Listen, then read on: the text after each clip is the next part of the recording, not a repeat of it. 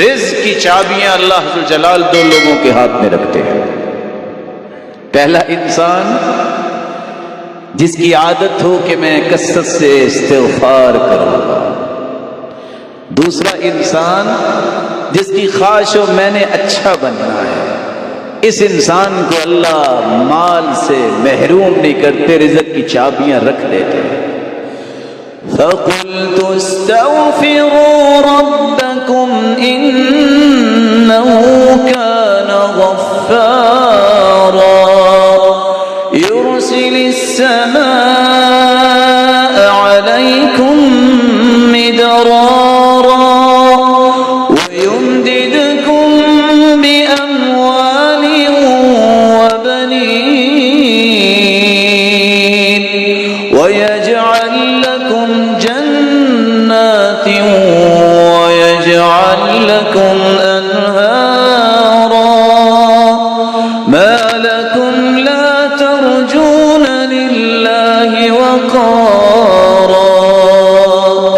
استغفار کرنے سے رب تعالیٰ نے اتنے انعام رکھے ہیں، سب سے خوبصورت انعام زندگی کے سارے گناہ معاف ہو جاتے ہیں، اللہ موسلادھار بارشیں برساتے ہیں، کوئی بیچارہ فقیر ہو اللہ اسے مال میں فراوانی کر دیتے ہیں، کوئی بے اولاد ہو اللہ اس کی جھولیوں کو بارونق بنا دیتے ہیں، کوئی بیچارہ پھلوں کی خواہش کرتا ہے اللہ فرماتے ہیں نہیں میں تمہیں باغات کا مالک ہی بنا دیتا ہوں،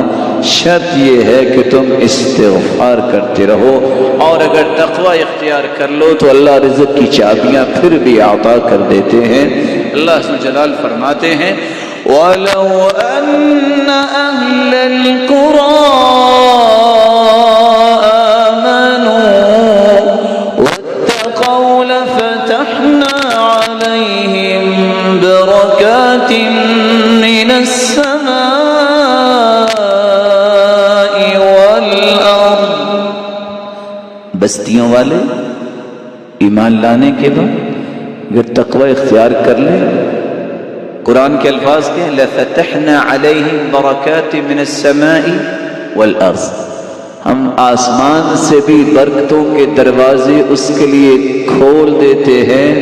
اور زمین کے خزانوں کے بھی منہ اس کے لیے کھول دیتے ہیں۔ مَنِ اتَّقَى رَبَّهُ وَوَصِلَ رَحِمَهُ، جو ڈر جائے تقوی اختیار کر لے، رشتہ داروں سے اچھا برتاؤ کرے،